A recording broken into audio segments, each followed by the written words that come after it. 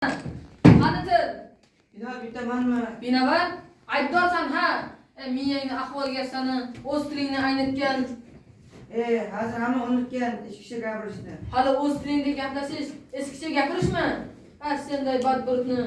Bo'ldi, spokojniy qilinglar. Tinchlaninglar bo'ladi. Ha shu, durujniy bo'linglar. Do'stona desa o'ladi, ha? O'zi nima problema? Muammo demoqchisan-da. Какая разница bunda? Muammoing ham ana shunda. Chista gapirish kerakmi shunda? Toza gapir albatta. Tilni o'las qilding, betafakkur ablahlar.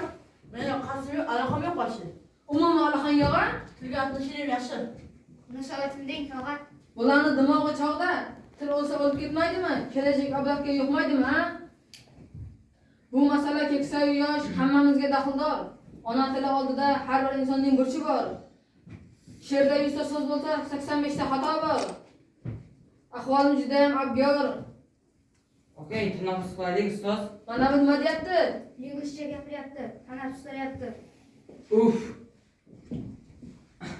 Uflama. Sorry, lunchtime qilaylik. Ko'pi break qilaylik unda. O'tir, uyingda qolasan. Gapirsang to'g'ri gapir. Tilni atalaqmasdan.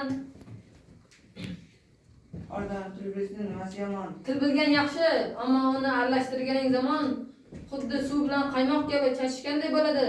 Suv bilan qaymoq normal. Va, конечно, нормальный.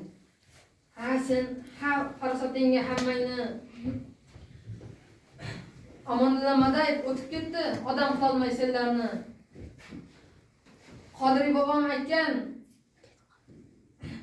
milliy til yo'qolsa, ruhi yo'qolar millatni. Hurmat qilsang elingni, to'g'rilab ol tilingni. Ota-bobongdan merosu, bolangdan qarzing ham shu. Senlardan foyda yo'q. Tezda bu yerdan chiqib ketinglar. Ko'zlardan daf bo'ling.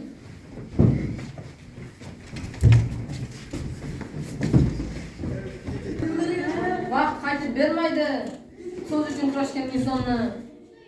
Qaytib bermaydi jallodlar. Qodiriy, Usmon Nosir Cho'lponni, Munavvar qori Abdurashidxonni. Ular o'ldi, lekin ona tili bo'lmaydi.